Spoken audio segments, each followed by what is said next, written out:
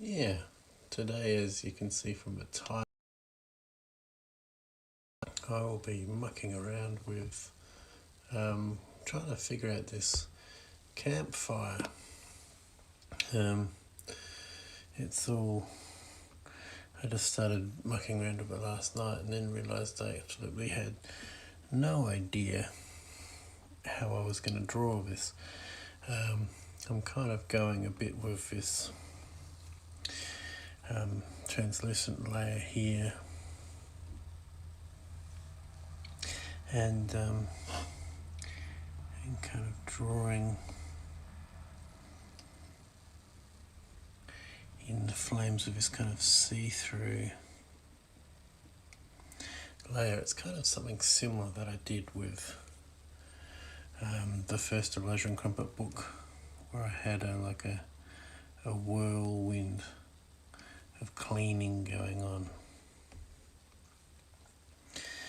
and it was kind of a bit of a supernatural event. So it's kind of a bit like that. And I've got some yellow here. I'll be adding some red, some orange, and just kind of creating. This is, as you can tell, very similar to a previous background I had, which is this one, except now it is nighttime. We're closer in, it's darker. I've added a shade layer just to kind of, but what I'm going to do is do some highlights within that to make it look more like nighttime. I'll move the fire bucket. I'm also going to put some logs around the campfire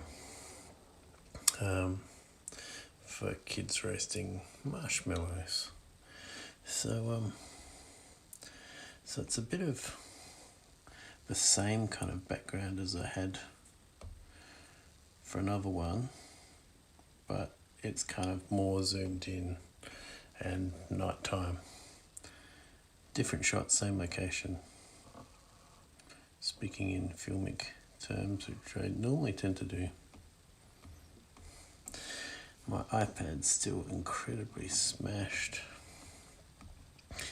As you can see, I will. I've got it booked in for Friday. Hopefully, it'll last till then. My stylus is getting a bit torn to shreds with this whole running over broken glass. I'm trying to use this part of the screen instead. So yeah, I was just experimenting with a bit of a Q&A kind of format tonight, just for a bit of fun. If anyone comes in, it'd be good to get some questions from them. I've also got some other questions that I'm going to answer as well, that I've already alluded in. But hopefully questions that, if you're looking back on the live or whatever, you'll find. It's just my opinion, That's all it can be. And maybe Rob might join us later, maybe not. But yeah. So let's go with question number 1. Are you living on a bus? Yes, we are. Well, kind of living on a bus, not entirely. So our bus, which is known on Instagram as our bus Millie, is a bus which our whole family will be living on as soon as I can get it made. It needed a total conversion, and at present we've got a lot of the furniture in, but we don't have stuff like our solar panels and the water tanks and stuff like that. So at the moment we are luckily being given someone's cottage that they're not using in the country to park our bus, because it's extremely hard to park a bus somewhere suburban while we fit it out. But that has its own problems because we're miles away from the local hardware store. Well, not miles away, but not very close. It's like about an hour's drive, hour and a quarter's drive to a local hardware store to get stuff to work on the bus. So yeah, it's taking time, but you know, it's our studio, it is our home, it's our everything. So the studio portion of the bus is basically, I've created a desk which fits over the steering wheel, and I'm creating, you know, setting up lamps and clamps and things like that to be able.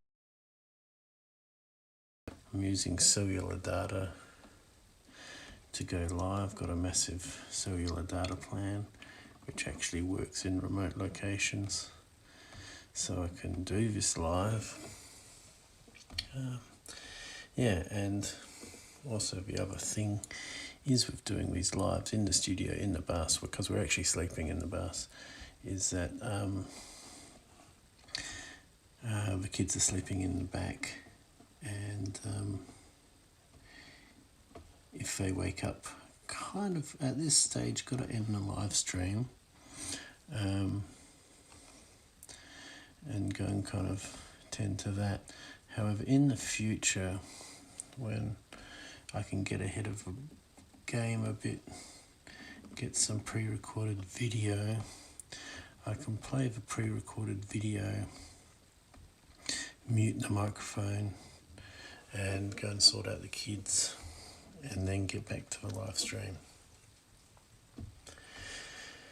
So yeah, it's and the whole thing with living on a bus is kind of, me and my wife have always been into the whole idea of minimalism and you know, just wanting to explore. Like, we've been living in a house that we own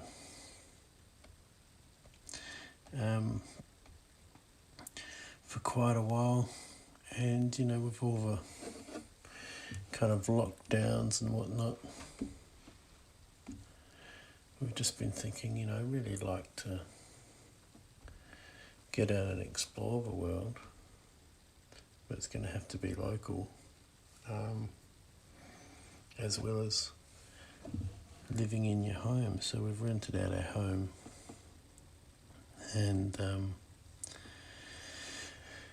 and sadly we kind of rented that, put the cart before the horse, and got that rented out before we've actually got our bus sorted out. Mainly because we were going to probably go and live in New Zealand. That's a whole entirely other thing. So, yes, living in a bus, living and working in a bus.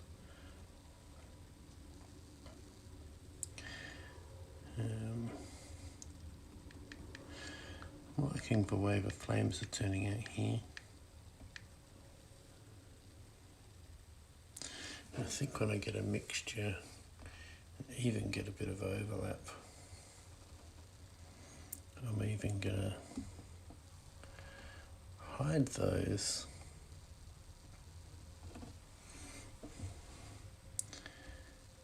and just kind of see what comes along here with overlaps.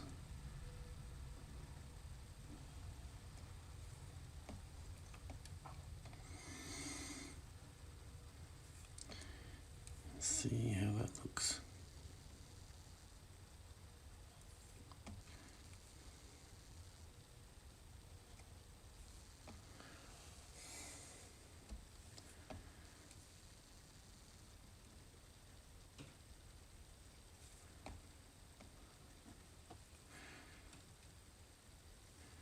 Gotta kind of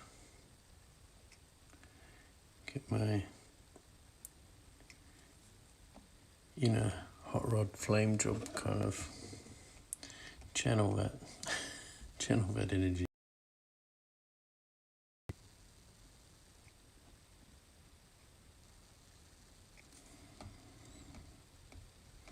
I'll get another little.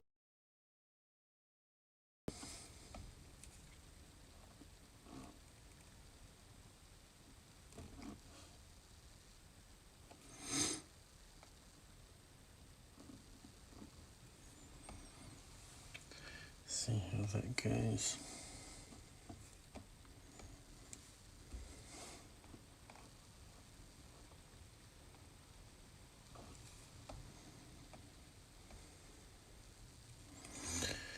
And fill that one in.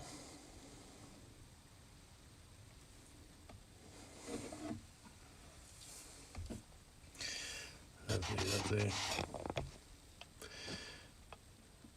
Let's go with another question. And this one's probably, what is your writing process? Well, at current, I don't really have a writing process because I'm not actually writing this book. This book is written by Rob Lonsdale from Elijah Crumpet. And yeah, so he's doing all the writing. I am intending to write a kids' book in the future. And I was kind of in that process when Rob from Elijah Crumpet got in contact with me about this book. So that kind of got put on hold. But what I was finding with writing a kids' book is that because I've written quite a few film scripts because I come from a filmmaking background. Not that any of it, a good process. And writing a story like that is quite easy in comparison to, I thought writing a kid's book would be easy. But when you think about how impressionable kids are and what you say, you've got to think about how what you say might be taken and interpreted and things like that. It's you can kind of overthink kids' book writing, I think. Potentially you can underthink it. It's or maybe you can't overthink it enough because, it's such important writing. But yeah, if Rob's here later, I'll ask him. But I know his process is, I think he writes in the bath. Maybe that's what I need to try, writing in the bath. I did have a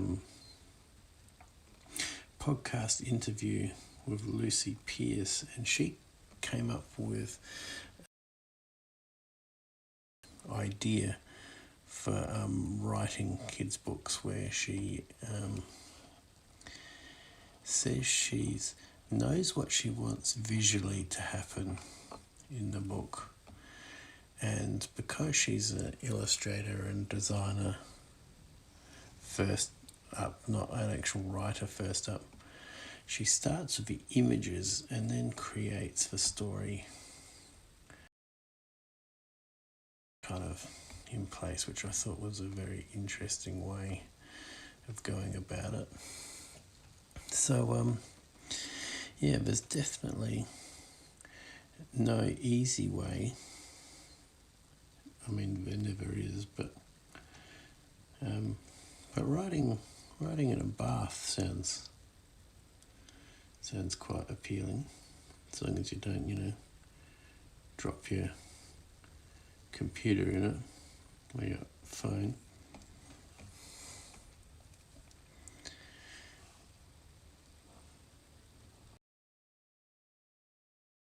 I find working with tips of these flames, I'm best using the calligraphy pen monoline, I think it's called. What is it called? Yeah, monoline. If I can read through my cracked screen. It gives me nice sharp edges. And also, because you choose the brushes the same, so the brushes are the same across the smudge tool and across the brush tool, so like the brushes are available everywhere, so I'm using the monoline also on the eraser tool. So it's very helpful when you're creating textures and stuff later on, which I'll be doing very shortly. Now I'll get some fill in here.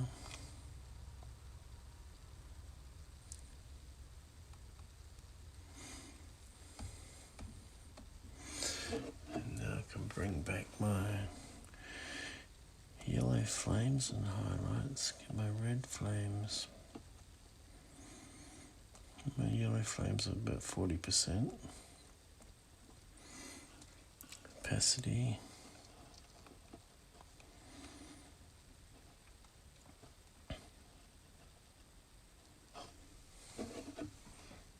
It's kind of looking cool. Give it a bit of more with the red, because it's not as light as the yellow, of course. Just to kind of, so it doesn't get overpowered by the yellow. Now the question is whether I go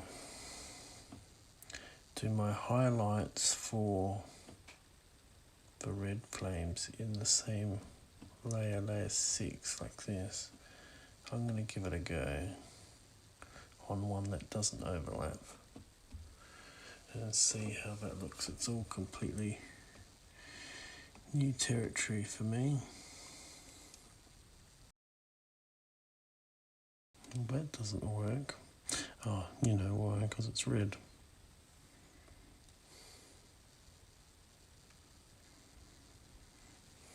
Here we go.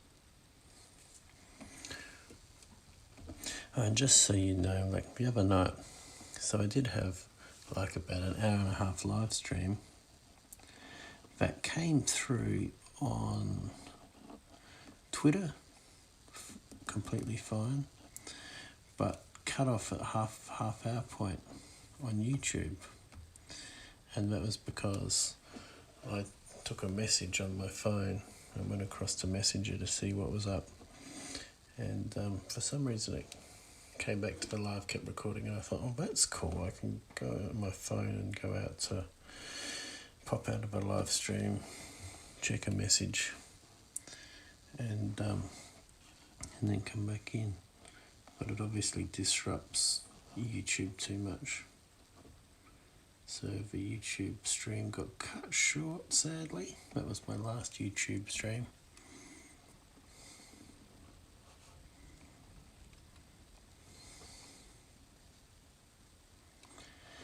Last night I was kind of,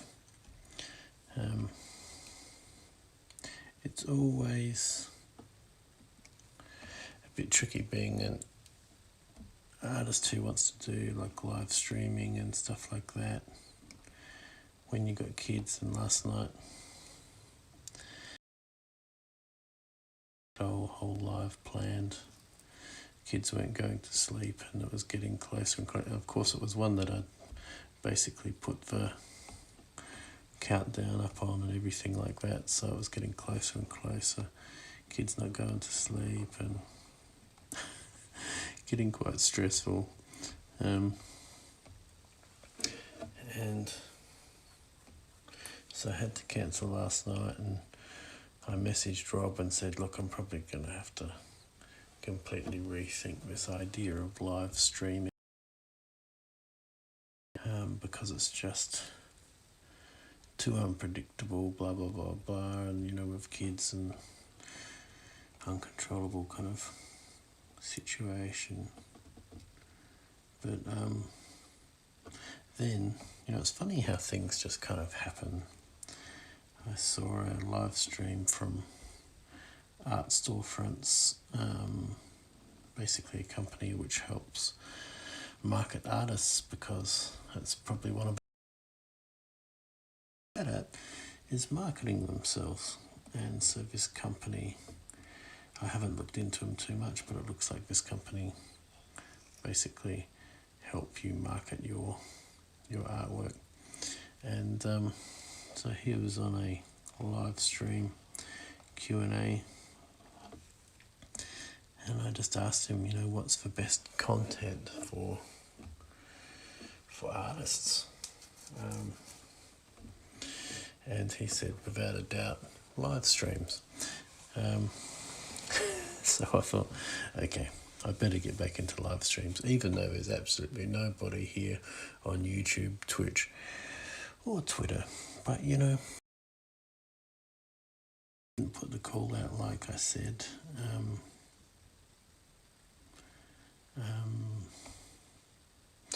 I didn't put the call out like I did last time, so I probably would have got someone here last night, because I'd actually put it out everywhere with countdowns and what have you. But tonight I just thought I'll leave it, see how it goes.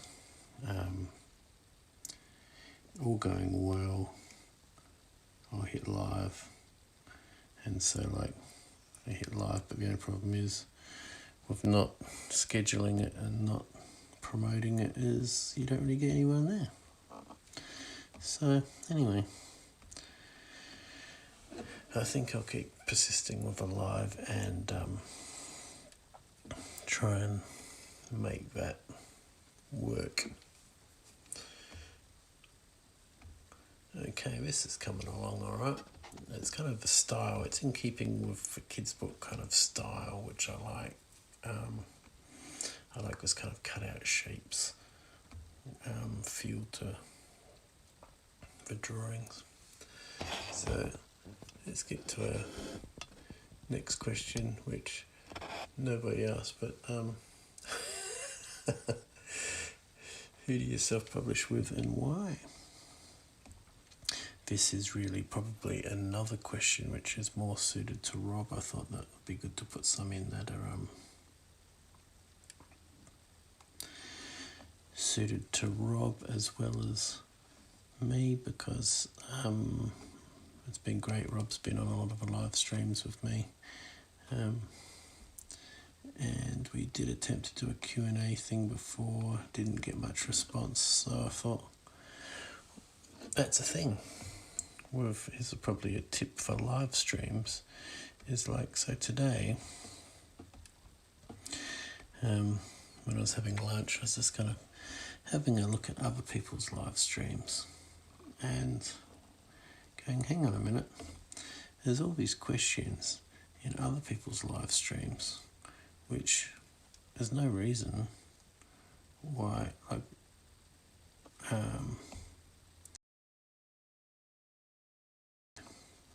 you know, because especially being an art live stream, you know, that could be very applicable to what we're doing. So I just borrowed other people's questions.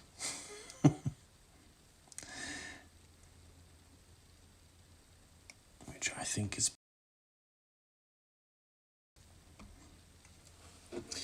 And, you know, maybe if you weren't so ridiculously honest as I am,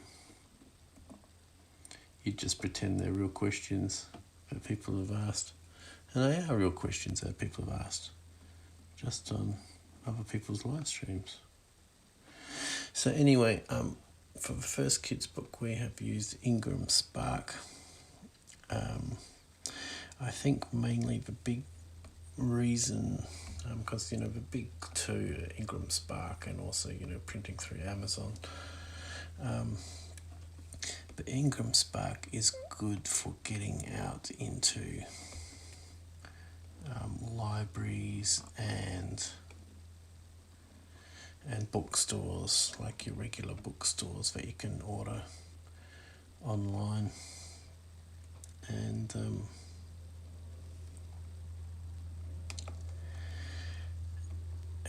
it just seems to be a lot more things you can do with Ingram Spark. Now, I haven't worked much with it on the back end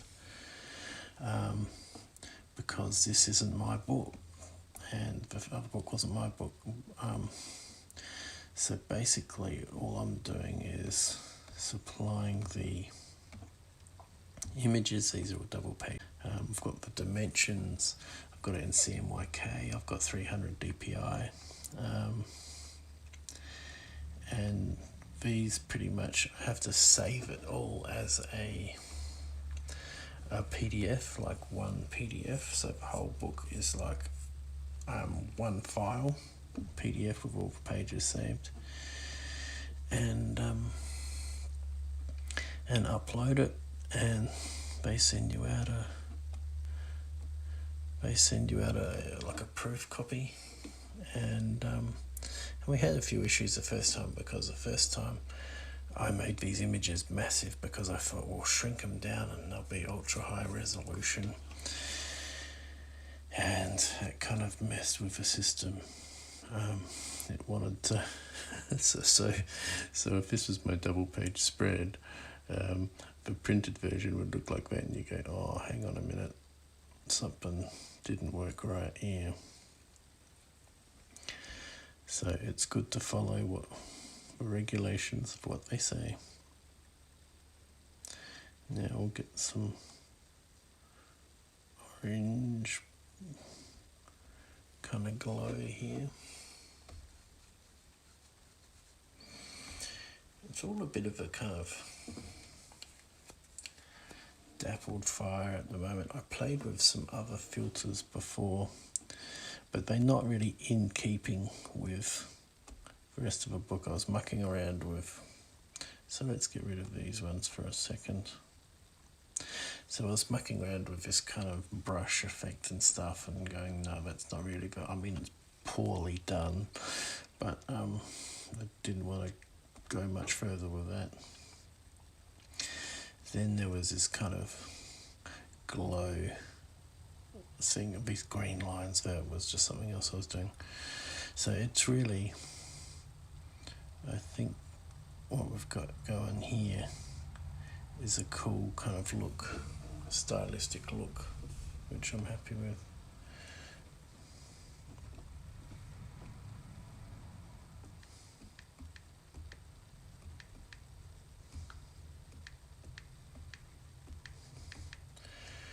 Some orange flames.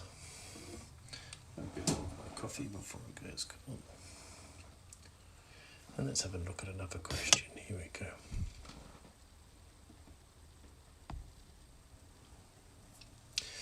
What is your advice to protect your work from theft? There's a big kind of question a few people had when I was starting out this whole documenting my journey thing, as they thought it was a really bad idea because people are just going to copy your work.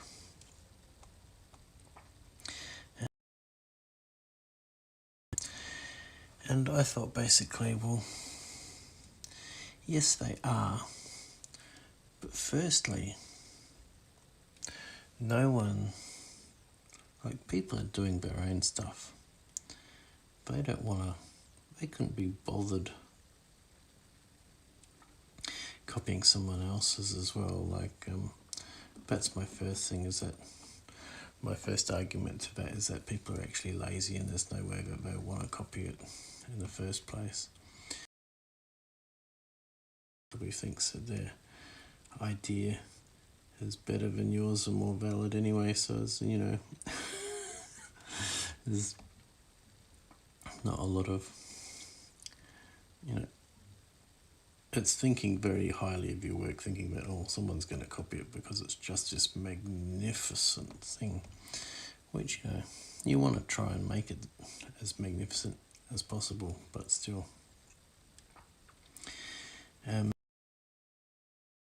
Reason is that if you're creating your work live, you are pretty much creating art. Like at the moment, this art doesn't exist when it's published in a book. It exists from the moment I've drawn it, because I'm filming it and it's being published straight away. Anyone did want to try and copy my work by sharing it live or whatever, I'd have the timestamps for dates, everything like that.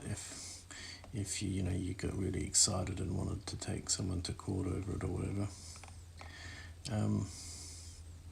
So I don't really, even if I was coming up with a, boldly original idea like a Where's Wally book, because, the first time someone came up with the idea, what was his name? Henderson or something like that, Martin Hannaford, and you go, that's brilliant, that's a brilliant idea, don't tell anybody. And then you'd plug away at his drawings, his illustrations. I looked him up, his illustrations of Where's Wally, those double page spreads, looking for very detailed pre-COVID and social distancing illustrations of so many people on the page in the incredible detail. That'd take him 8 weeks. 8 weeks to draw. So that I found was pretty amazing. Now I'm gonna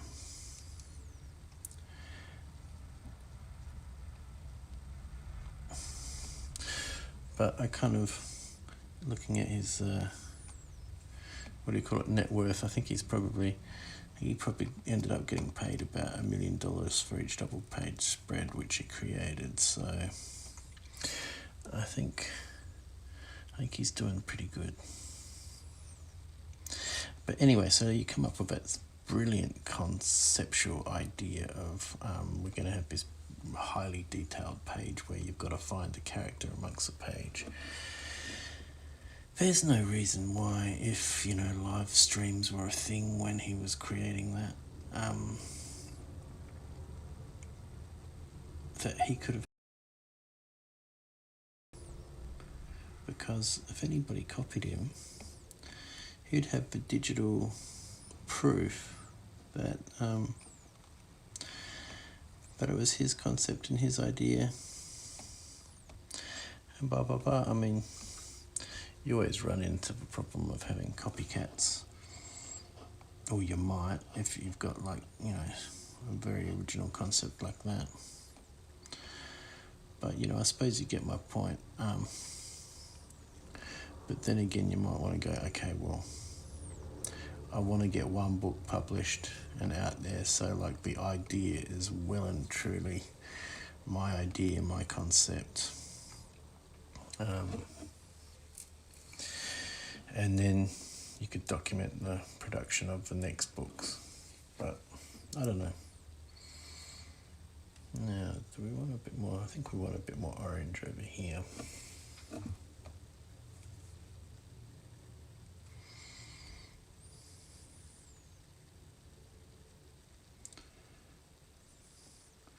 So I think in the theme of documenting your journey, I think publicising it isn't an issue at all. The only reason why we're keeping elements of this book secret is because we have to potentially get a few things ticked off and made sure that they're fine to go ahead with before we can publish it, so we can show all the main stuff that we're doing here. But there's certain elements which need to be ticked off. I suppose that's probably the best way to put it. I wonder what other colours we might need in a fire. Bit of blue flame, would that work, or would that just look weird? I don't want it too out of control. But then, missing one very important element here, which I'll have to come up with soon, which is a smoke.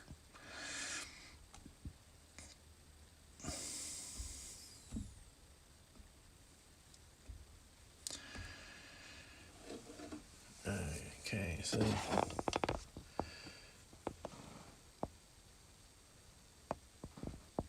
that was probably the one. Yeah.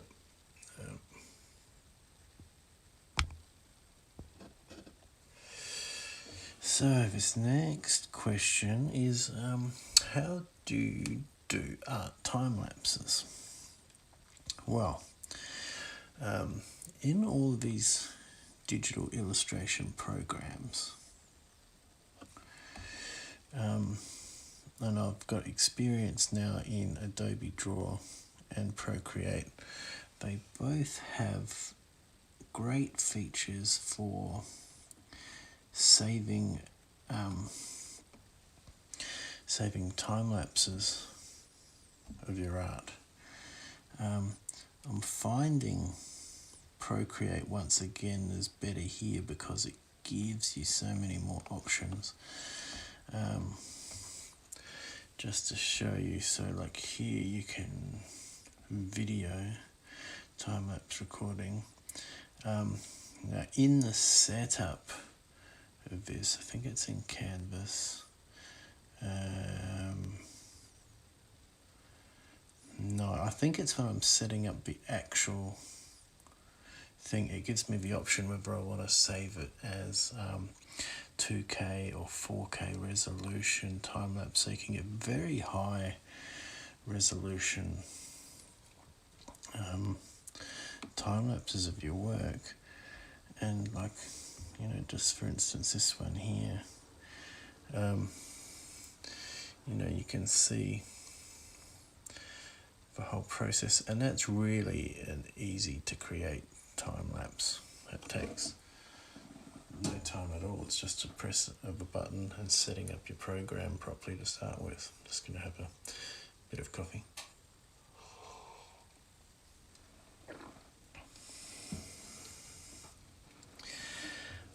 But what I've found, and what I need to start doing more of, is doing a screen recording from my live phone. So I get, you know, all the work with a pen. See, a problem with the exports from Procreate and Adobe Draw is you don't see all the stuff which is going on with the pen, which are quite interesting. And I've found when I've kind of uploaded TikToks and reels of time lapses, the ones where you actually see the pen moving around and that tend to get a better response. So do a screen recording in your phone that you film, and also do a screen recording here, so you not only get the artwork but you get all of the buttons. And see, because when you do the time-lapse export in the program, it gives you the whole canvas, whereas if you're doing a screen recording here, it gives you the close-up in high resolution, which gives you a nice cutaway shot to go to. So if you cut away from, if you go from a Procreate export, which is the whole big image, and then come to, like, you know, a shot like this of stuff being painted, and then to the wider shot of being filmed from above, it gives you like 3 camera angles for creating your time lapse, and you can make it quite dynamic and cut it to music for use in your reels and things like that.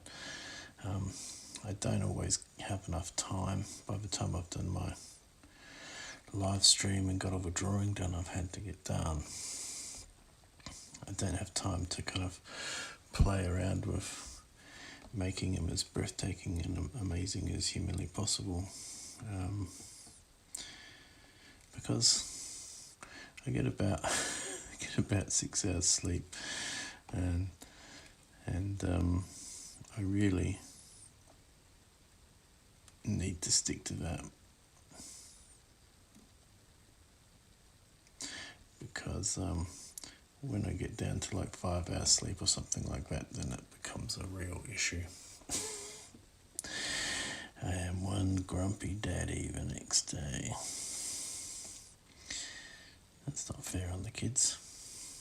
I can't be grumpy daddy. Because I was drawing a kid's book. It made me all grumpy. So yeah. And I've also done, for the first book I was doing a lot of drawing with a good old-fashioned pencil, and so I'd basically just set my camera up above me. I was doing illustration in the car between jobs at work, and I'd stick my mobile phone in my sun visor and just set it to record. Now you can set to time-lapse record if you want to do it the lazy easy way, but if you want a little bit more control, I would suggest do the recording just like a normal video recording, and then speed it up.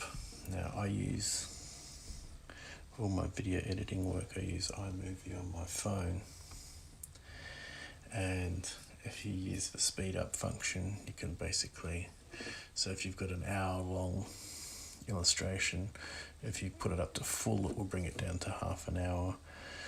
Then I export it and bring it back in again and put it up to full. It's a shame you can't reduce your hour-long thing down to a minute in one gesture. You can on a desktop, but I just get really annoyed moving files around and find it faster. Now I'm going to get rid of these old things, these old rubbishy tests that I did.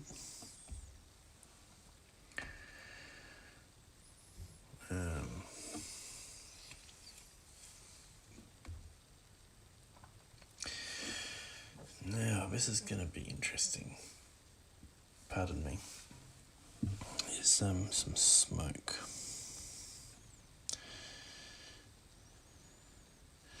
Now I can always as well see which one looks better. What way I have yellow above, yellow, orange, red. That's probably the best.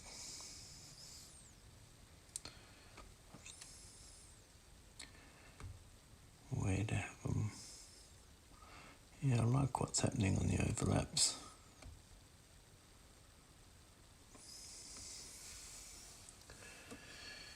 It's looking pretty good, I reckon.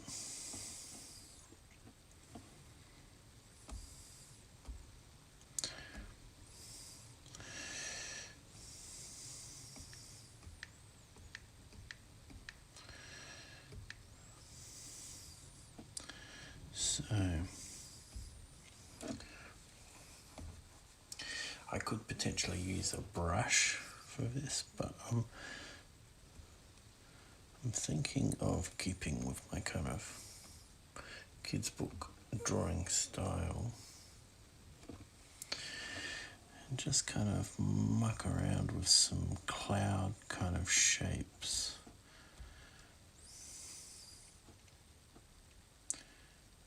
Like this kind of thing.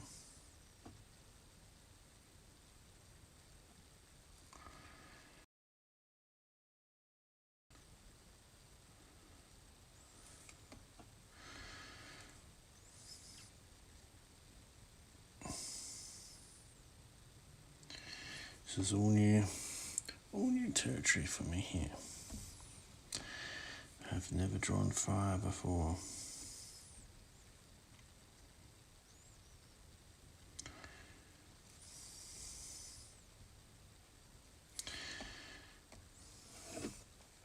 Where there's smoke, there's fire.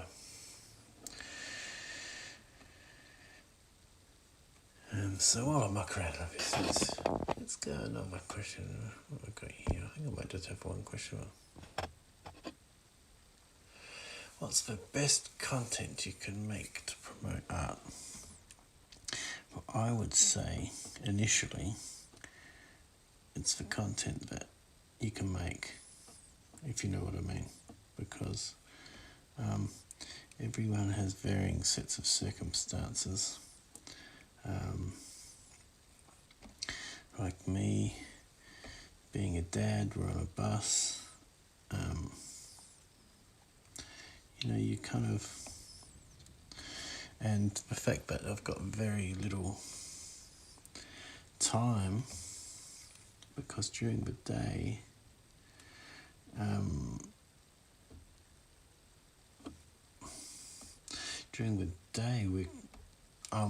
making the bus. So it's basically like I've got full-time employment, and at night time when the kids are asleep, that's when I draw. And so I don't really have time to be creating vlogs. I mean, I really do love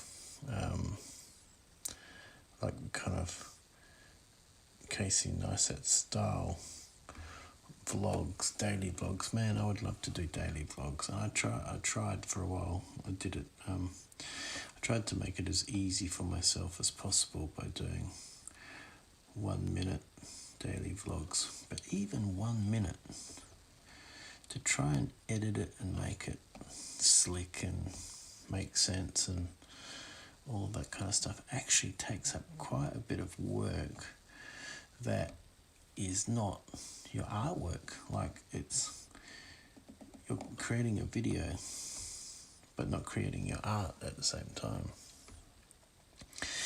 So that's a problem. Like, I got to a point where I'd created over 100 vlogs, and someone said, like, when are you going to create the art? Because I decided by about vlog 30 or something that, yeah, I'm going to do kids' books. Yeah, it's going to be great. Yeah, awesome. Yeah, let's do kids' books. And every daily vlog after that, I just kind of talked about doing that and didn't actually do it. So you've got to create content which is not taking away from your time to actually make something, you know what I mean? I'm just going to experiment a bit with, I never try with the eraser, that's what I needed. Which is not taking away from your art. That's why I kind of found live streams. I was doing podcasts in the car when I was driving between jobs. And you've got the road noise going along while you're driving along and stuff like that. But you do what you can. And as I said today, I was on a live stream with a guy who's a marketer for artists, and I just said, what is the best content that an artist can create? And he just said, hands down, no question, it is live streams and live, what do you call them, opens or exhibitions or stuff like that, which is basically like you have an art show, a virtual art show live, and you have everything for sale in your description with links and stuff like that.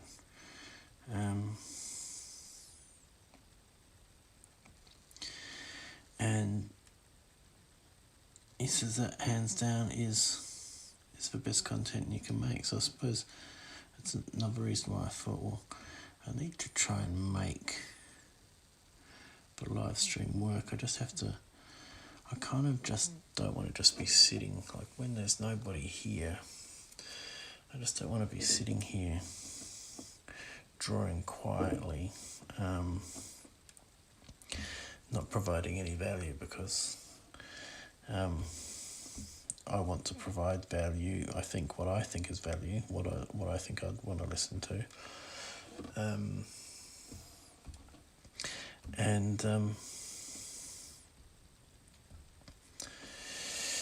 yeah, be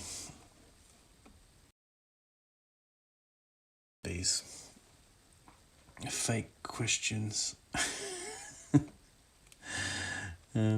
Well, I've got nobody here. Well, I just basically steal questions from elsewhere, from other people's live streams, of a similar niche, and I think it works really well, because while I'm drawing, it kind of gets me used to talking and drawing at the same time, and maybe, the audio from this can still be used for some short podcasts or whatever on particular topics. So that way, you're creating a double piece of artwork. When you're creating a piece of artwork, you're creating a live stream, which is,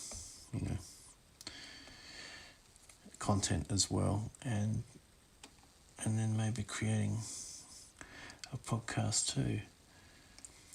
Like, I've half thought about getting on a, because I use Anchor for podcasting, getting on an Anchor call with another artist and just having a phone call chat with another artist while I'm drawing, because I don't really have split screen ability at this stage, and also because I'm in the bus in the darkness, having a shot of me, you just really wouldn't be able to see me. I'd just be like some weird shadow.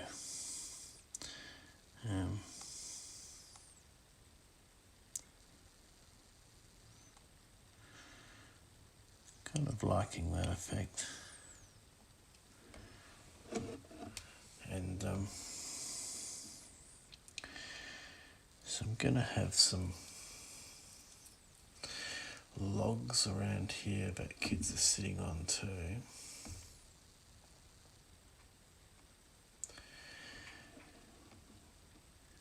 And kids with marshmallows. It's a wonderful thing. And I just recently, we had a camping experience on our bus, and so we did those marshmallows around the campfire, and the kids were so excited. But the funny thing is, and they tended to agree with me, is that they didn't really like the hot sticky marshmallows.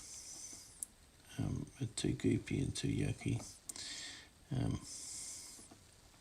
and prefer to eat them raw. That's me. I prefer to eat them raw too.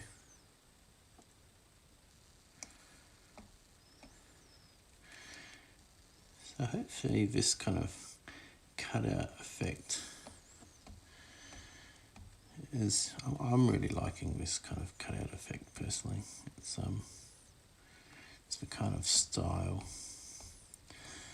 I've really wanted to go with for a kid's book.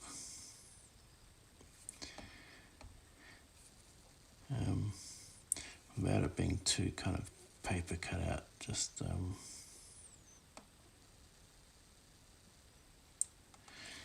I get quite excited by some kind of kids book illustrations and kids shows. I get excited by it. You know, some people get excited by really detailed, beautiful things, and you know, like I love things like Spirited Away and stuff like that. The artwork is just beautiful. But weirdly, I get just as excited by something like Hey Dougie or Bluey or whatever, or Big Block Sing Song.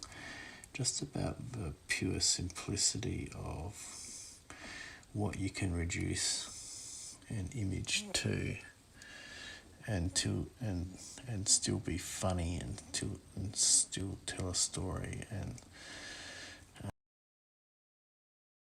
all that. It's kind of like what getting back to like the Mr. Men and the Little Miss days, those little square books. I really loved, it's funny, but it's a real marketing thing, the Mr. and Mrs. Men books, is that they had the, I don't know, something about the size and the square. As a kid, I really loved them, and one thing I really loved was when I had those Mr. Men books, is that I'd spend ages looking at the picture on the back, looking at all the characters and all the books that you could collect, and just thinking, I want to collect them all, I want to get them all, But thinking back, I didn't actually even really enjoy the story very much. It was mainly just the concept and the idea that I was excited about. So, yeah, I think I'm pretty happy with that smoke. You know what, though, I might be... I don't know if that fire is enough. I don't know if there's enough fire.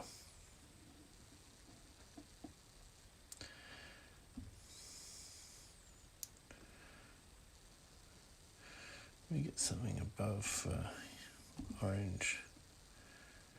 Go a bit more of another colour.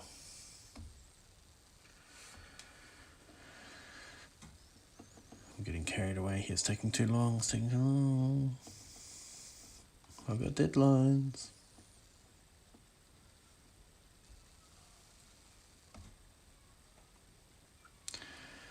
So where am I? I'm there.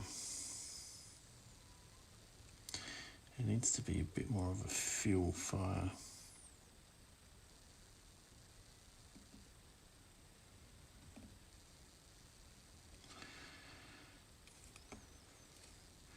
And this one I might not do the kind of the white highlights inside it, and I might make it much lighter than so it's not as prominent, but just kind of lightens up the center of the fire a bit here,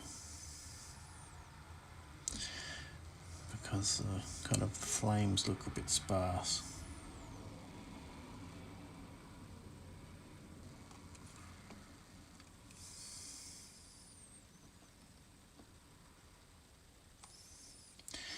That's a lame flame.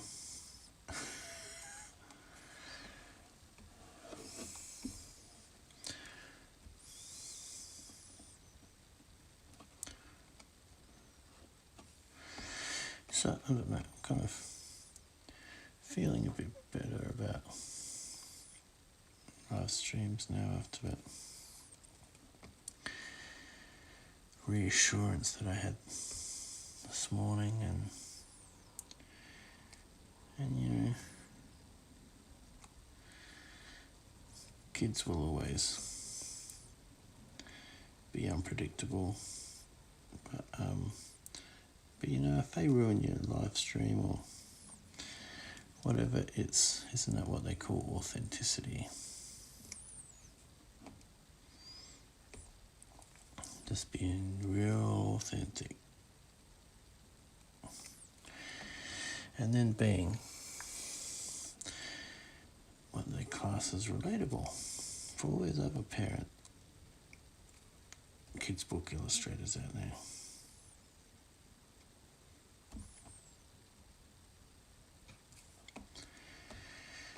Okay, so bring in some. Now I'll probably put this behind everything.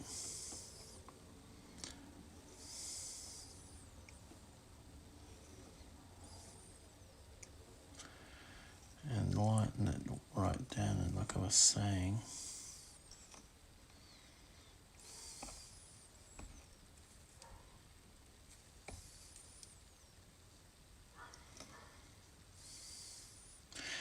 I can just get like that. There we go.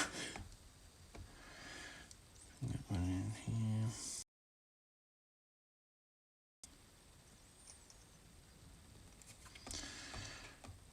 And then even bring it behind the white highlights, and then opacity right down.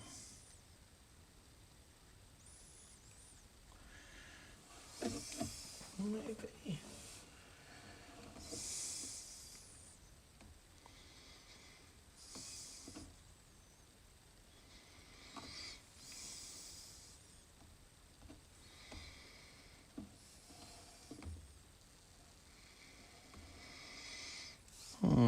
Yeah.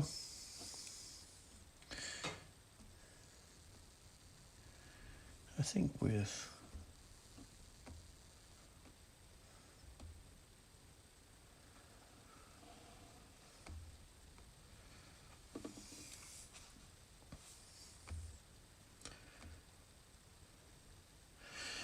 the screen's so cracked, it's hard to kind of get a good look at it.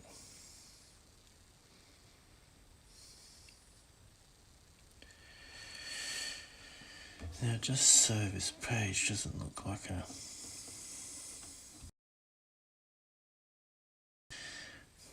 complete copy and paste of the other one, I'm going to see if I can move this bucket. It's going to leave me with a hole, but I'll have to just fill that. See if I can get the handle going the other way. And then take fire off it.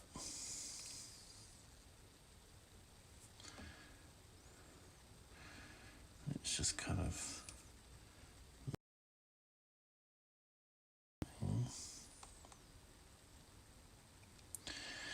I'll fix the bucket in a second.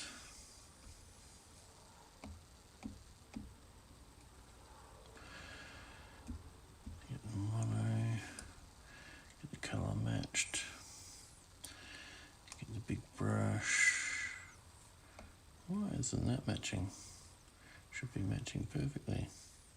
That's weird. I'm on that layer.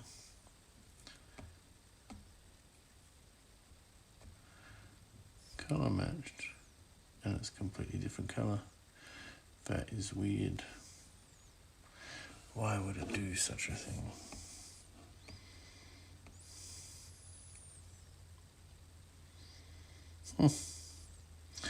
Maybe, so let's just try you on a different layer then, shall I? I might be getting affected here by this.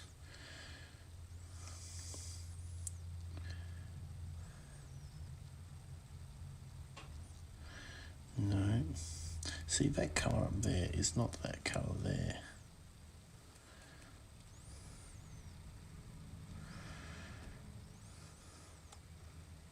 And it's not even that colour there.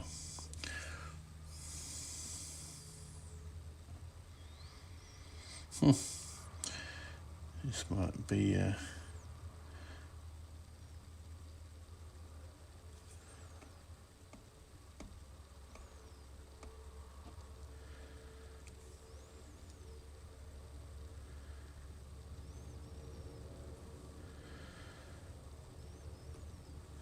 maybe if I try it above the blacked out layer.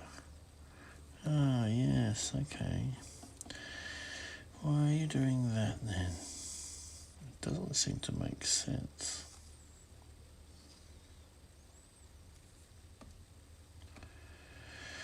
But we'll go with it.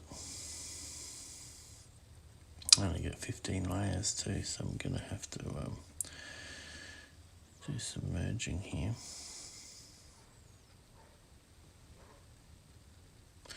Bring that one up. See, that's going to do that. That's interesting, isn't it? I want to keep that grey layer there.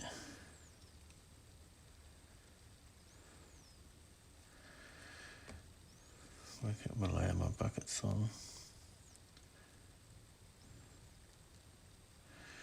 Bucket's still on the base layer.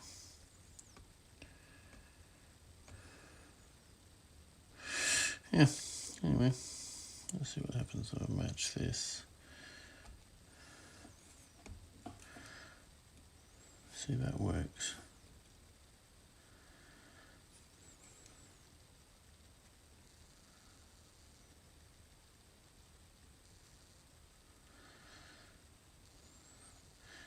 And so the kids will know that it says fire on the other side of that bucket.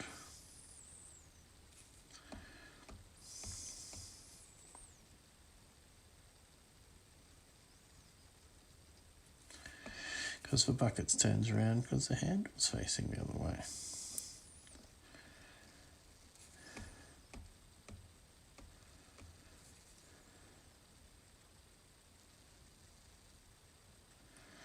Can always write fire on it again and make it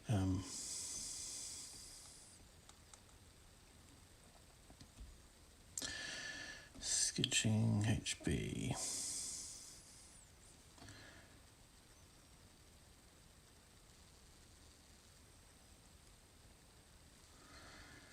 And make it kind of part way, so you get the FIR or something.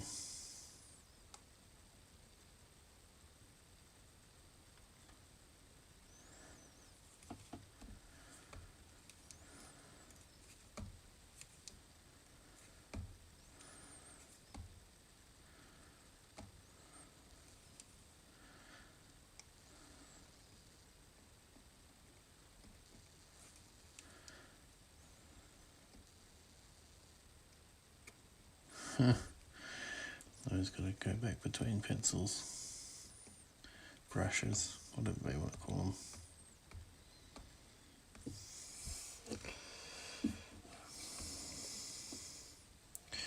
Alrighty, so I think I can safely say this is my second to last background. My last background I'm contemplating having it completely white and I'm going to have all the characters on the last page. I'm thinking of having them standing side by side against white, not having a background. Because you don't need a background on every page. I mean, you look through any kid's book and it depends where you want your focus. If you want your focus on the characters entirely, then maybe you just have the characters. Sometimes you need the background, sometimes you don't need the background. So that's the one I did earlier. So yeah, we're getting... So for one, where are we? Between the bathroom and the tents, there's one putting up a tent, and and Crumpet having trouble putting up a tent, and I kind of want that to look a bit like a plan or instruction manual as how do you do something, and because Crumpet's all tangled up in the guy ropes of the tent, and on the opposite page Elijah's helped him, so I kind of want that to look a bit like an instruction manual. So that won't have a background, and the last one might not have a background. However, that differs slightly to, I did have backgrounds on the storyboard, so I have to talk to Rob from Elijah Crumpet about that. Anyway, so that, I think I've called it. I think this is all my backgrounds, because I've got 2 backgrounds which are pure white. Then I can start working on some character illustrations. So that's super cool. Yeah, so I'll catch you tomorrow and we'll get cranking on those. Okay, have a great night. And also, yeah, I better say as well, before I might as well use these things while I've got them. If you could hit the thumbs up button, that helps the algorithm, as everybody says. I don't know if it really does. And you know, if you want to check the progress of this, please subscribe to the channel as well. And if you've made it all of this way on the replay, I would like to say thank you very much. And yeah, and goodbye. I don't know why I don't use those things more. They're kind of cool. Alright, check you later. See ya.